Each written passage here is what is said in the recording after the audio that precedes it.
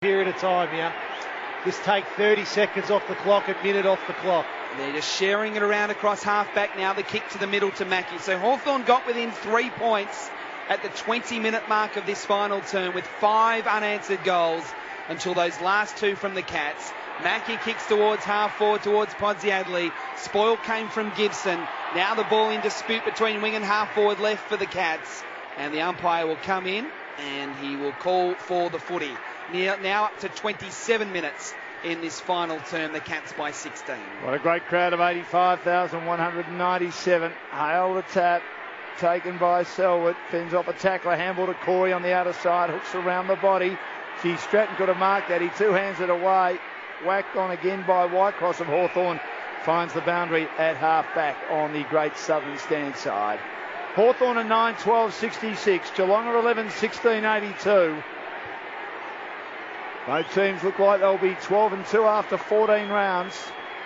Hale knocks to the back. It's yard free to Hale again as Christensen was tackled. Comes out towards Blitzavs. Geelong player tackled again. He's out cold, some bloke. Yep. And can't see who that is. Smith will get the free kick at half back. He hasn't moved. He has not moved. Arms are out. And he steers it wide to Reality and they have to stop. Don't know who it is. No, he's flat in his back at half back for the Hawks. I think it's at the city end on the Corey. southern side. Yeah, it's Joel Corey. You see what happened? Yeah, he was trying to take on Mitchell and Mitchell slammed into the ground. I think he's hit his head on the turf. Well, he held the tackle there on Mitchell. And then Mitchell has just driven him really into the ground. There's nothing too sinister in it by Mitchell there, but he's absolutely hit his head on the ground here, Joel Corey. So you never want to see this, but his arms are just still out wide there. He hasn't moved at all. The head hitting the ground, then had Mitchell's all of his body weight. This could explode here. Mackey's not happy. Yep, here they come. They're coming from everywhere. In the middle of the MCG. This could get out of control because the time's blown off while they put Corey on a stretcher. Podsiadly, he has to be pushed away. Roughhead and Hodge telling him to clear off. I tell you what, Brian's in there. I know he doesn't like putting his hand in his pocket for a fine, so... He took a pay cut to come to Hawthorn, did he? I don't reckon he did. Brian wouldn't have for sure.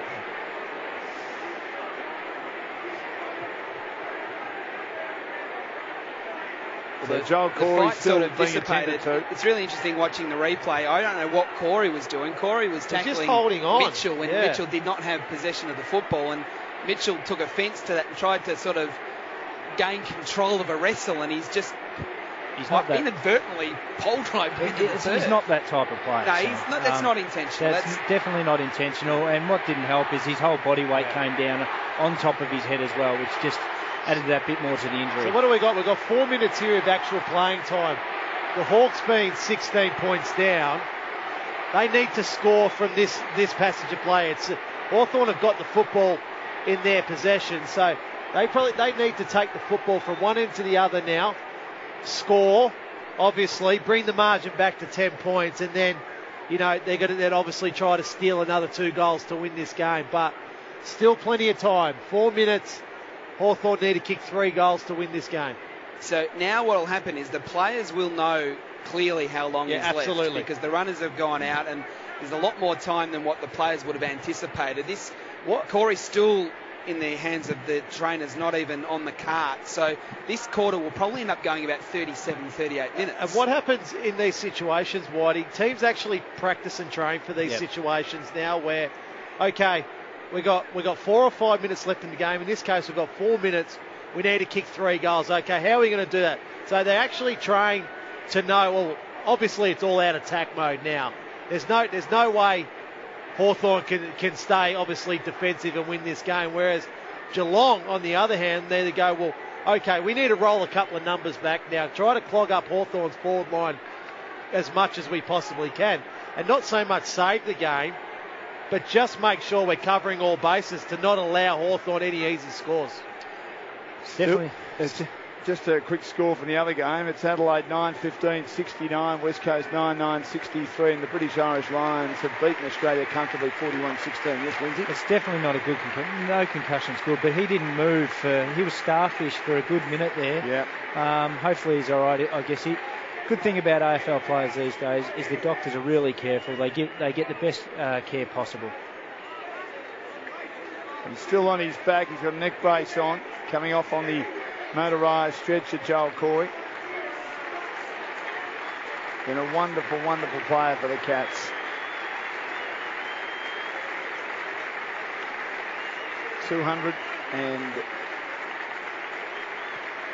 $50-odd games, 2 best and fairest, 3-time premiership player. He's an amazing player. 266th game tonight. So Hawthorn have got the free kick. That lengthy delay, as the boys said, still plenty of time left. It's 11-16-82 Geelong. The Hawks 9-12-66. Hardly a goal kicked for 2 quarters. The second and third have had 10, 5 each for both teams this quarter. So Hawthorn has it. Oh, Mark was dropped there by the Cats.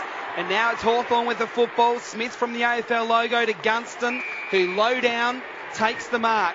Front left corner of the square. Gunston goes long to full forward. Hale the only chance for the Hawks. Good defensive work there from Blitzabs to find the line. And it'll be thrown in. That was in a set Hawthorn's play left there. forward pocket. That was clearly a set play there by Hawthorn because Rioli just looped straight out on his left foot and switched that football to really no one. Hale wins it down for the Hawks. Puopolo grabs it. He's tackled by 3 Geelong players, and it will be thrown up 40 metres out from Hawthorn's goal, attacking to the punt road end. So we're starting again here. It's 33 minutes gone, but still over 3.5 minutes of game time remaining. Lewis, third man up, wins it down. Still a chance for the Hawks with Franklin deep in the pocket, out of play, out of bounds. He's kicked it right to the line. Off hands, it hit the post, but it's coming all the way back. It will be thrown in. 40 out from Hawthorn's goal. Scores level at Footy Park, 9-15-69 Adelaide, West Coast 10-9-69. So 2 tight matches on Saturday night of the AFL, round 15. Geelong by 16 points, Hawthorn into attack though at the punt road end. Hale a tap, Puopolo the shark, had it wrenched away in a tackle. Mitchell squeezes a 1 metre kick in, gets booed of course. He taps it to Hodge, who beats 1, 2, 3, off the edge of the boot. Enough carry on the kick? No. Roughhead couldn't mark it. At the slip, Hunt collects. That's Josh Hunt, handball to Duncan for the Cats, and he spreads it to Enright, who marks in the back pocket on the great southern stand side. So Enright will slow things down here for the Cats. He kicks very high towards the southern wing. Big pack of players. No one can take the mark. Offhand, Stratton grabs it. He's tackled to ground by the Cats. No one's breaking clear, at least initially. Now Hawthorn are a chance. It comes out to Lewis. Handball to Mitchell. Mitchell on his left. Kicks towards full forward. Roughhead in the pack. Couldn't mark. It falls to the pocket. Franklin's there. He's caught on his right. He kicks to the goal square, but Bartel, like a goalkeeper, collects and then just chips out to Blitzabs, who slows it down. Geelong looks like it is home from here. So Blitzabs getting better and better, marking in the back pocket, pops the pass to Enright, has been superb again, the 4-time All-Australian. Geelong player in the hands of the trainers, another one behind the play, Guthrie. Cop one, Enright hoisted high towards the MCC members' wing. Big pack forming, punch down from behind by Hodge. Good hand pass, Gibson to Lewis, spinning by. Kicks inside 50. Franklin makes a good contest, but Bartel collects again, then he runs into a Bruce tackle. Luckily offloads it. Enright's kick was smothered after he got a hand pass from Hunt, and it rolls out of bounds in front of the northern stand, 25 around from the Hawks' goal. Time running out. 16 points the lead for the Cats. 11-16-82. The Hawks are 9-12-66. Thrown in. Again, Hale wins it down for the Hawks. Isaac Smith, he's confronted. Handballs to Dure, who slipped over at the critical moment. Lets in Kelly, and Geelong have it in a wave, although Christensen lost control of it. Big tackle from Mitchell. Spills out, though, to Selwood. Now Geelong have it on the wing. The kick towards the 50, towards Motlop in a one-on-one with Whitecross. Whitecross gets there first. Shrugs the tackle. Handballs to Gibson. Close to the boundary at half-back. Kicks back towards the wing, and Burgoyne marks on his chest. He's held up. He chips over the top to Hale. Hale just forward of the wing, plays on, handballs to Duray, he kicks to the pocket and Savage marks. 40 metres out from goal. I'm sure half the crowd are not knowing why the clock continues to tick when it's nearly 37 minutes. But Savage will at least have enough time to have the shot for goal. Savage, the kick to the punt road end is high, it's close, it is there. Goal to Hawthorn late, cuts the margin back to 10 points at the 37-minute mark. Geelong 11-16-82, Hawthorn 10-12-72 at Football Park. West Coast have kicked 2 goals in the final 2 minutes to win by 6 over Adelaide, and that might be shut the gate for the Crows for the season. Yeah, that'll make it hard for them to make the finals. Giving up a lead, a shot for goal with about 2 minutes to go, that would have made it 2 goals. And no score, and West Coast have kicked 2 late. Yeah, Dalesville and Josh Kennedy. They can win the close ones away, West Coast, not at home though. It looks like the Hawks are going to lose yet another close, intense battle to the Cats. 11 in a row. Geelong supporters chanting. Blitzav's up, beats Hale, fisted on by Lewis.